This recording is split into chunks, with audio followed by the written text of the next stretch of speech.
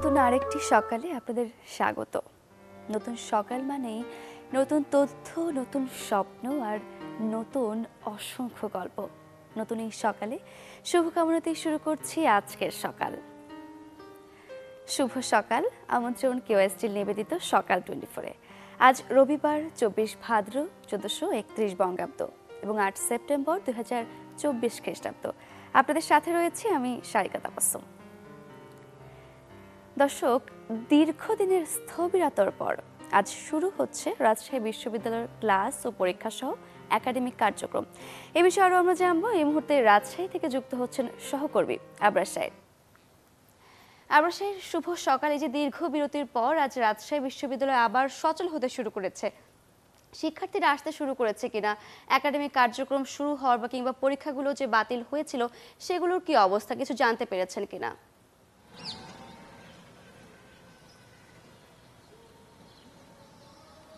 শুভ সকাল আপনাকে। মূলত কোরবানির ঈদের পর থেকে বিশ্ববিদ্যালয়ের ক্লাস পরীক্ষার যে টালমাটাল অবস্থা ছিল, আন্দোলনকে ঘিরে, কোটা সংস্কার ঘিরে, সব মিলে আসলে গত 5 তারিখ পর্যন্ত বিশ্ববিদ্যালয় কিন্তু অধিকাংশ সময় বন্ধই ছিল এবং তারপর 6 তারিখে সেখানে কিন্তু আইএসপিআর এর বিজ্ঞপ্তিতে বলা হয়েছিল যে রাজশাহী বিশ্ববিদ্যালয় সহ সকল শিক্ষা প্রতিষ্ঠান খুলে দেওয়ার এবং ক্লাস পরীক্ষা শুরুর। তবে বিশ্ববিদ্যালয়ের উচ্চপদস্থ ভিসি, প্রভিসি এবং অন্যান্য প্রশাসনিক পদগুলোতে কেউ না থাকায় বিশ্ববিদ্যালয়ে কিন্তু ক্লাস সেভাবে শুরু হয়েছিল না। এ বিষয়ে আসলে জানতে আমরা বিশ্ববিদ্যালয়ের শিক্ষার্থী সোহাগ আলীর সাথে একটু কথা বলতে চাই। মূলত আজ থেকে তো আমরা দেখেছি বৃহস্পতিবারে ভিসি নিয়োগ হয়েছে, এর বাইরে অন্যান্য পদগুলোতে খুব দ্রুত নিয়োগ দেওয়া হয়েছে প্রশাসক কিংবা উচ্চপদস্থ কর্মকর্তাদের। বিশ্ববিদ্যালয়ের ক্লাস পরীক্ষা যে বন্ধ ছিল সেগুলো আজ থেকে খুলে যাওয়ার কথা। মূলত কতটা গতি পাচ্ছে ক্লাস এবং পরীক্ষা? আসলে আপনি ঠিকই বলেছেন, গত 3 সেপ্টেম্বর আমাদের ডিন কাউন্সিলের মিটিং শেষে বলা হয়েছিল যে 8 তারিখ রোববার থেকে ক্লাস পরীক্ষা বা সকল কার্যক্রম স্বাভাবিকভাবে চলবে। কিন্তু গতকাল পর্যন্ত আমরা যতটুকু জানতে পেরেছি যে অধিকাংশ ডিপার্টমেন্টে কিন্তু আপনার ক্লাস পরীক্ষা শুরুর নোটিশগুলো দেওয়া হয়নি। এমনকি বিশ্ববিদ্যালয়ের ওয়েবসাইটে স্থগিত যে ভর্তি পরীক্ষা 2023-24 সেশনের, সেটার নোটিশও দেওয়া হয়নি, মানে শুরু নোটিশটা দেওয়া হয়নি।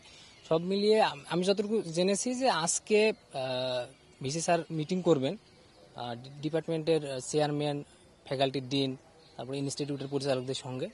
তারপরে উনি একটা আনুষ্ঠানিক ঘোষণা জানাবেন আর কি।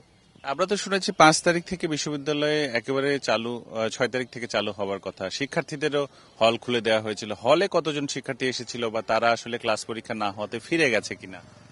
আসলে হলে আমার কাছে যেটা মনে হয়েছে, অর্ধেকের বেশি শিক্ষার্থী চলে এসেছে বা 4 ভাগের 3 ভাগ শিক্ষার্থী চলে এসেছে বলা যায়। কিছু হয়তো আসেনি, ক্লাস শুরুর ডেট দিলে তারা চলে আসবে। আর অনেকে যারা এসেছিল তাদের অনেকে চলে গেছে, এটাও ঠিক, যেহেতু বিলম্ব হচ্ছে বিভিন্ন প্রয়োজনে বাড়িতেও গেছে অনেকে। আমরা জেনেছি যে ভিসি এবং প্রক্টর সহ অন্যান্য পদে নিয়োগগুলো হয়েছে। মূলত ভিসি অধ্যাপক নকিব স্যারকে করা হয়েছে, যিনি শিক্ষার্থীদের সঙ্গে একাত্মতা হয়ে আন্দোলনে ছিলেন। প্রক্টর ছাত্র উপদেষ্টা কাদেরকে আসলে করা হয়েছে? গতকালকে প্রক্টর নিয়োগ দেওয়া হয়েছে, ওখানে রসায়ন বিভাগের অধ্যাপক মাহবুবুর রহমান স্যার, ওনাকে প্রক্টর হিসেবে নিয়োগ দেওয়া হয়েছে। আর ছাত্র উপদেষ্টা হিসেবে ফোকলোর ডিপার্টমেন্টের সহযোগী অধ্যাপক আমিরুল ইসলাম কনক স্যার, ওনাকে ছাত্র উপদেষ্টা হিসেবে নিয়োগ দেওয়া হয়েছে। অনেক ধন্যবাদ সোহাগ আপনাকে। বিশ্ববিদ্যালয়ের শিক্ষার্থী হিসাবে তিনি যেটি বলছিলেন যে এখনো নোটিশগুলো দেয়া হয়নি। প্রশাসনের অন্যান্য পদ, প্রভোস্ট থেকে শুরু করে যে পদগুলো ছাড়া বিশ্ববিদ্যালয়ে চালানো আসলে অসম্ভব, সেই পদগুলোতে মূলত আগে শূন্যস্থান পূরণ করার যে চেষ্টা সেটি চলছে এবং সব পদ পূরণ হয়ে যাওয়ার পরই আসলে পরীক্ষাগুলোর তারিখ দেয়া হবে। শিক্ষার্থীরা যারা বাইরে ছিলেন তারা এর মধ্যে চলে আসছেন এবং তাদের কাছে এই খবরটি পৌঁছে গেছে যে বিশ্ববিদ্যালয়ের উচ্চপদস্থ কর্মকর্তা যারা ভিসি, প্রভিসি, তাদের নিয়োগটা শুরু হয়েছে। ফলে শিক্ষা ব্যবস্থায় যে একটা ছেদ পড়েছিল সেটি আসলে বন্ধ হতে যাচ্ছে। এ ছিল আমার কাছে রাজশাহী বিশ্ববিদ্যালয় থেকে। আবার স্যার, আপনাকে অসংখ্য ধন্যবাদ। দর্শক, কার্যত গত ঈদুল আজহার পর থেকেই রাজশাহী বিশ্ববিদ্যালয়ের কার্যক্রম বন্ধ ছিল। এরপর শিক্ষকদের পেনশন স্কিম বাতিলের আন্দোলন, কোটা সংস্কার আন্দোলনকে ঘিরে অনেক দিনই বন্ধ ছিল সেই রাজশাহী বিশ্ববিদ্যালয়ের কার্যক্রম এবং বহুদিন পর খুলতে শুরু করেছে রাজশাহী বিশ্ববিদ্যালয়। শিক্ষার্থীরাও ফিরতে শুরু করেছেন, আমরা এসবই জানছিলাম। দর্শক, ছাত্র জনতা অভ্যুত্থানের পর গঠিত অন্তর্বর্তীকালীন সরকারের 1 মাস পূর্ণ হলো আজ। 5 আগস্ট শেখ হাসিনা সরকারের বিদায়ের পর ডক্টর মোহাম্মদ ইউনূসের নেতৃত্বাধীন সরকার ব্যবস্থার সামনে এখন বড় চ্যালেঞ্জ ভঙ্গুর রাষ্ট্রীয় প্রতিষ্ঠান ও অর্থনীতিকে আবারও জনমুখী করা। এছাড়াও আছে সুষ্ঠু ও অবাধ জাতীয় নির্বাচনের আয়োজনের বাধ্যবাধকতাও। রাজনৈতিক বিশ্লেষকরা বলছেন, রাষ্ট্রের প্রয়োজনীয় সংস্কার ছাড়া রাজনৈতিক দলগুলো যদি নির্বাচনের চাপ দেয় তা হবে আত্মঘাতী। শফিকুল ইসলাম শফিকের প্রতিবেদনে বিস্তারিত আমরা জানব। আমি মোহাম্মদ ইউনূস সশ্রদ্ধ চিত্তে শপথ গ্রহণ করিতেছি যে অস্তিত্বের মিছিলে ছাত্র জনতার রক্তস্রোত বেয়ে পুনর্জন্মের এই বাংলাদেশের দায়িত্ব ৮ আগস্ট দেয়া হয় ডক্টর মোহাম্মদ ইউনূসকে। কর্তব্য বিশ্বস্ততার সহিত পালন করিব। যুদ্ধবিধ্বস্ত না হলেও এক প্রকার থমকে যাওয়া বাংলাদেশের সংস্কারের দায়িত্ব মানুষ কাঁধে তুলে দেন অভিজ্ঞ আর নতুনের মিশেলের এই উপদেষ্টা পরিষদকে। শুরু থেকেই দাবি দেওয়া আদায় রাজপথে সরব নানা পক্ষ, কখনো তা যৌক্তিক আবার কখনো তা হয়েছে ষড়যন্ত্রের অংশ হিসেবে। মাঝে প্রাকৃতিক দুর্যোগ, যেন ঠিকভাবে রাষ্ট্র পরিচালনার কাজটাই এখনো শুরু করতে পারছে না অন্তর্বর্তী সরকার। তারপরও অনেক সিদ্ধান্ত এসেছে, ধীরে হলেও হচ্ছে পরিবর্তন। যেহেতু জন আকাঙ্ক্ষার সরকার, তাই মানুষ ফলাফলও পেতে চাইছে দ্রুত। সে পথে রূপরেখা কি এই সময় দেখাতে পেরেছেন ডক্টর ইউনূস? সরকারকে একই সঙ্গে সংস্কার করতে হবে, একই সঙ্গে জনপ্রত্যাশা পূরণ করতে হবে। অর্থাৎ সরকারের যে পরিমাণ কাজ আর আমাদের যে ধৈর্যের যে অবস্থা, ধৈর্যহীনতার যে অবস্থা, একটির সঙ্গে আরেকটি সাংঘর্ষিক। আমাদের ধৈর্য ধরে অপেক্ষা করতে হবে যে এই সরকার কাজ করছে কি করছে না। মনে রাখতে হবে গত সরকারটি কি আচরণের কারণে বিদায় নিয়েছেন। তাদের শাসনের কদর্য চেহারার চেয়ে তাদের ব্যবহারের কদর্য চেহারা আমাদেরকে অনেক বেশি আহত করেছিল। কাজেই যা মৌল চেতনায় বাংলাদেশ পরিচালিত হচ্ছে, আমরা সেই মৌলিক চেতনায় থাকতে চাই। সেখান থেকে যতটুকু সংযোজন বিয়োজন করা দরকার সেটি করতে চাই। একটাই উদ্দেশ্য, বাংলাদেশ রাষ্ট্রের ক্ষমতা যেন জনগণের হাতে থাকে। তারা বলছেন, যা আগে হয়নি কখনো কিংবা হবে এমন চিন্তাও করা যায়নি, সে উদ্যোগ তো শুরু হয়েছে। তবে রাষ্ট্রের প্রয়োজনীয় সংস্কার ছাড়া রাজনৈতিক দলগুলো যদি নির্বাচনের চাপ দেয় তা হবে আত্মঘাতী বাংলাদেশের জন্য। এই বিপ্লবটি হয়েছে আমাদের বৈষম্যের বিরুদ্ধে, প্রচলিত বৈষম্যের বিরুদ্ধে। তার মানে হচ্ছে আপনি বৈষম্য দূর করবেন, তার মানে হচ্ছে আপনি রাষ্ট্র সংস্কার করবেন, তার মানে হচ্ছে আপনি সংবিধান সংশোধন করবেন এবং ক্ষমতার ভারসাম্য দাঁড় করাবেন। তারপরে যদি আপনি নির্বাচন দেন, তাহলে একটি বৈষম্য বিরোধী আন্দোলনের নির্বাচনের চেহারা সেটি পাবে। এখন যে বড় দল ছোট দল তাদের সবার ভেতরে যে একটা উত্তেজনা তৈরি হয়েছে যে দ্রুত নির্বাচন দেন, আমরা নির্বাচন করে ক্ষমতায় যাব। নির্বাচন ডক্টর ইউনূস সরকারের বিপক্ষে যদি ধরেন একটা বড় দল যদি আন্দোলন শুরু করে, তাহলে কি করবেন? উনি জনগণের সামনে কথা বলে বলবেন যে আপনারা যদি সময় না দেন তাহলে আমি একটা নির্বাচন দিয়ে চলে যাব। তাতে লাভটা কার হবে, ক্ষতিকার হবে? লাভ হবে হয়তো যে দল ক্ষমতায় যাবে তার জন্য লাভ হবে, কিন্তু রাজনীতিবিদদের জন্য লাভ হবে না, সামগ্রিকভাবে দেশের জন্য কোনো লাভ হবে না।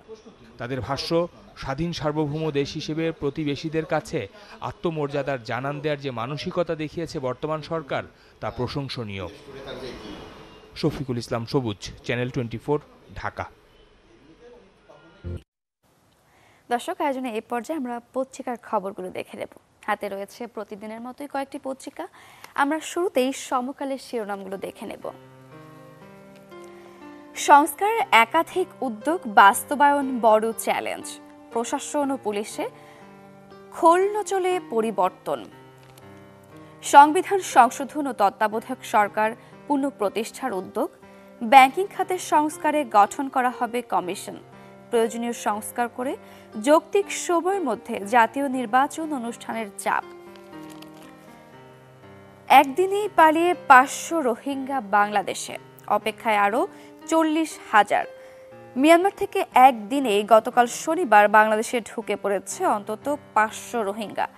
এর আগে শুক্রবার কক্সবাজার সীমান্ত দিয়ে এসেছে আরও 2 শতাধিক। গত 2 সপ্তাহে উখিয়া ও টেকনাফ সীমান্ত দিয়ে এসেছে কমপক্ষে 8,000 রোহিঙ্গা। 1 দশক পর সম্পদের হিসাব দিলেন কর্মকর্তারা। খতিয়ে দেখা হবে আগামী সপ্তাহ থেকে। সরকারের প্রচলিত নিয়ম অনুযায়ী প্রতি 5 বছর পর পর সম্পদের হিসাব বিবরণী জমা দেওয়ার বিধান থাকলেও দীর্ঘ 10 বছর পর তা দাখিল করেছেন বিচার বিভাগীয় কর্মকর্তারা। সর্বশেষ 2014 সালে সুপ্রিম কোর্ট প্রশাসন থেকে চিঠি দিয়ে সম্পদের হিসাব চাওয়া হয়েছিল, এরপর আর তা দাখিল করা হয়নি। ফলে 10 বছর অনেক কর্মকর্তার বৈধ অবৈধ সম্পদ বেড়েছে। সমকালীন শিরোনামগুলো দেখছিলাম, এবারে প্রথম আলোর শিরোনামগুলোতে চোখ বোলাবো।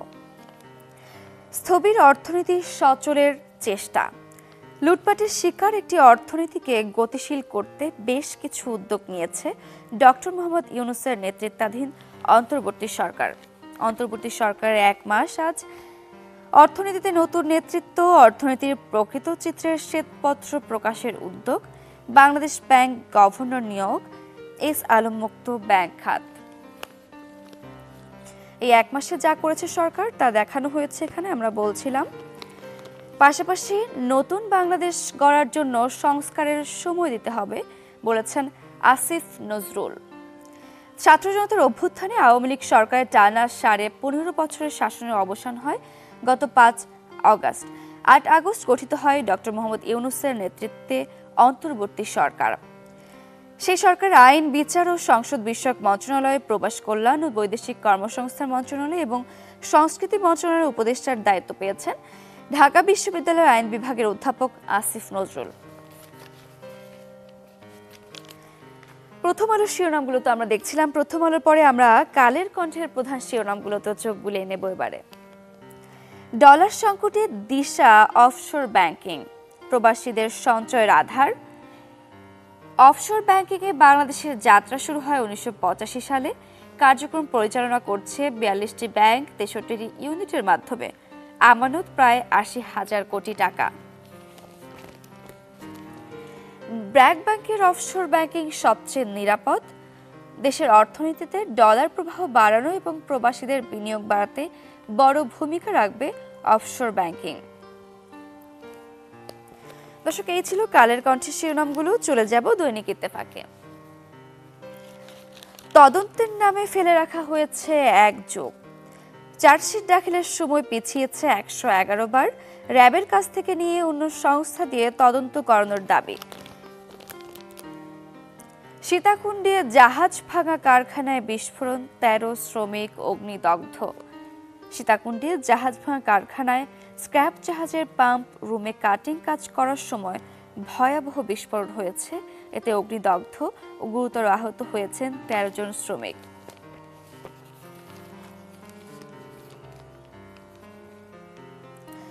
গণভবনকে জাদুঘর করতে কমিটি হচ্ছে। গণঅভ্যুত্থান আর 16 বছরের নিপীড়নের চিত্র থাকবে বলেছেন তথ্য উপদেষ্টা। তথ্য সম্প্রচার এবং ডাক টেলিযোগাযোগ ও তথ্য প্রযুক্তি বিষয়ক উপদেষ্টা মোহাম্মদ নাহিদ ইসলাম বলেছেন, সাবেক প্রধানমন্ত্রী শেখ হাসিনার সরকারি বাসভবন গণভবনকে ছাত্র জনতার গণঅভ্যুত্থানের স্মৃতি জাদুঘর বানানো হবে। এটি বাস্তবায়নের জন্য শিগগিরই একটি ঘোষণা করা হবে। সব শ্রেণীর পাঠ্য বই পরিমার্জিত হচ্ছে, কাজ করছে একদল বিশেষজ্ঞ। ক্লাস শুরু হলেও একাদশ শ্রেণীর বই দেয়া যায়নি। অভিভাবক, শিক্ষক ও শিক্ষাবিদ সবার মতামত উপেক্ষা করেই নতুন কারিকুলাম চাপিয়ে দেওয়া হয়েছিল। পাঠ্য বই ইচ্ছে মতো বিষয়বস্তু প্রকাশ করা হয়েছে। শিক্ষা ও নৈতিকতা বাদ দিয়ে রাজনৈতিক বিবেচনায় তৈরি করা হয়েছিল পাঠ্য বই।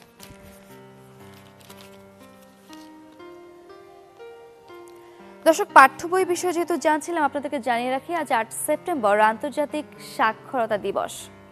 প্রতিবদ্ধ হচ্ছে বহু ভাষা শিক্ষার প্রসার, পারস্পরিক সমঝোতা ও শান্তির জন্য সাক্ষরতা।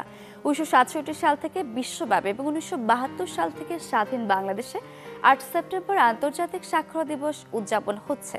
অর্থনৈতিক, সামাজিক, রাজনৈতিক নানা ধরনের প্রতিবন্ধকতা থেকে মুক্তির অন্যতম উপায় হলো সাক্ষরতা অর্জন করা। বিশ্বের বিভিন্ন সংজ্ঞায় ভিন্নতা থাকলেও 1967 সালে ইউনেস্কো সর্বজনীন একটা সংজ্ঞা নির্ধারণ করে। তখন শুধু কেউ নাম লিখতে পারলে তাকে স্বাক্ষর বলা হতো। 1993 সালের একটি সংজ্ঞায় ব্যক্তিকে স্বাক্ষর হওয়ার জন্য 3টি শর্ত পূরণ করতে হয়। ব্যক্তি নিজ ভাষায় সহজ ও ছোট বাক্য পড়তে পারবে, নিজ ভাষায় সহজ ও ছোট বাক্য লিখতে পারবে, দৈনন্দিন জীবনের সাধারণ হিসাব নিকাশ করতে পারবে। এবার আরেকটি তথ্য দেই। 1973 সালে ঠাকুরগাঁওয়ের কচুবাড়ি কৃষ্ণপুর গ্রামকে বাংলাদেশের প্রথম নিরক্ষরতা মুক্ত গ্রাম হিসেবে ঘোষণা করা হয়। সেই গ্রামে নিয়ে যাব আপনাদের। সহকর্মী ফাতেমা ছবরা আছেন সেখানে, আমরা জানবো সেখানকার পরিস্থিতি নিয়ে।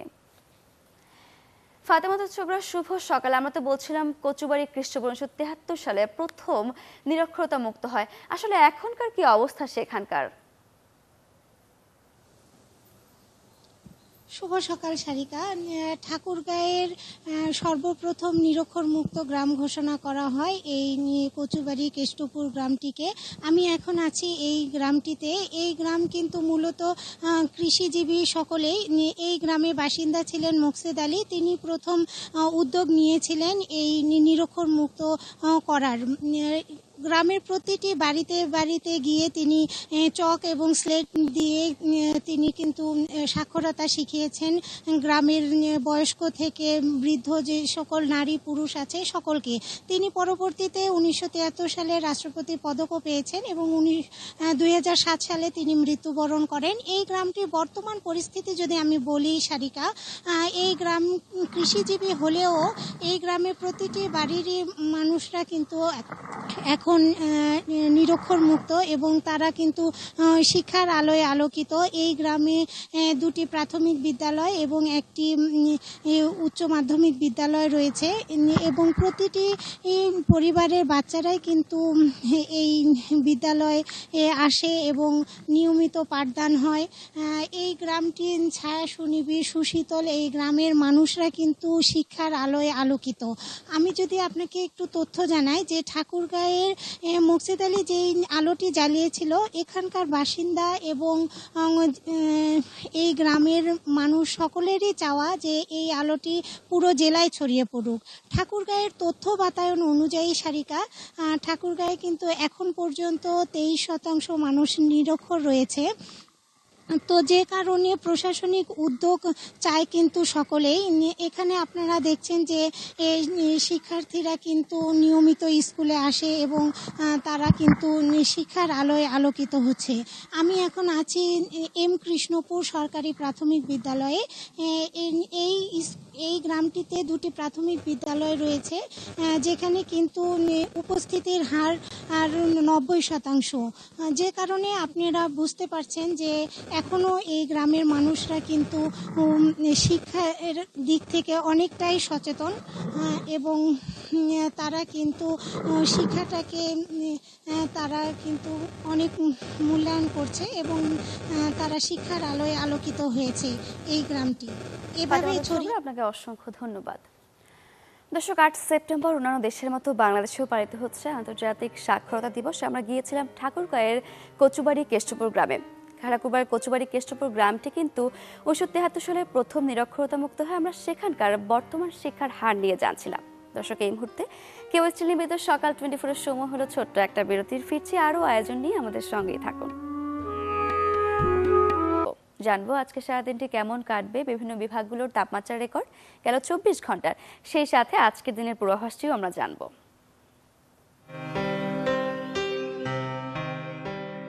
ঢাকায় গেল 24 ঘন্টায় সর্বোচ্চ তাপমাত্রা শনাক্ত হয়েছে 34.3 ডিগ্রি সেলসিয়াস। সর্বনিম্ন তাপমাত্রা ছিল 25.5 ডিগ্রি সেলসিয়াস। রাজশাহীতে সর্বোচ্চ তাপমাত্রা 36, সর্বনিম্ন 27.8। রংপুরে সর্বোচ্চ তাপমাত্রা 37, সর্বনিম্ন 28। ময়মনসিংহে সর্বোচ্চ তাপমাত্রা শনাক্ত হয়েছে 35.2 ডিগ্রি সেলসিয়াস। সর্বনিম্ন তাপমাত্রা ছিল 25.5 ডিগ্রি সেলসিয়াস। সিলেটে গেল 24 ঘন্টায় সর্বোচ্চ তাপমাত্রা শনাক্ত হয়েছে 37 ডিগ্রি সেলসিয়াস। সর্বনিম্ন তাপমাত্রা ছিল 26.9 ডিগ্রি সেলসিয়াস। চট্টগ্রামে সর্বোচ্চ তাপমাত্রা 33.8, সর্বনিম্ন 26.7। খুলনায় সর্বোচ্চ তাপমাত্রা 35.4, সর্বনিম্ন 28.3। বরিশালে সর্বোচ্চ তাপমাত্রা শনাক্ত হয়েছে 34.5 ডিগ্রি সেলসিয়াস। সর্বনিম্ন তাপমাত্রা ছিল 26.4 ডিগ্রি সেলসিয়াস। গেল 24 ঘন্টায় দেশের সর্বনিম্ন তাপমাত্রা শনাক্ত হয়েছে সন্দ্বীপে 24.4 ডিগ্রি সেলসিয়াস। সর্বোচ্চ তাপমাত্রা ছিল রংপুরে 37 ডিগ্রি সেলসিয়াস। আজ খুলনা, চট্টগ্রাম, বরিশাল ও সিলেট বিভাগের অধিকাংশ জায়গায় এবং রংপুর, রাজশাহী, ঢাকা ও ময়মনসিংহ বিভাগের 2-1 জায়গায় অস্থায়ীভাবে দমকা হাওয়া সহ হালকা থেকে মাঝারি ধরনের বৃষ্টি কিংবা বজ্রসহ বৃষ্টি হতে পারে। সেই সাথে দেশের কোথাও কোথাও মাঝারি ধরনের ভারী থেকে অতি ভারী বর্ষণও হতে পারে। আজ সারা দেশে দিনের তাপমাত্রা বৃদ্ধি পেতে পারে ও রাতের তাপমাত্রা সামান্য বৃদ্ধি পেতে পারে।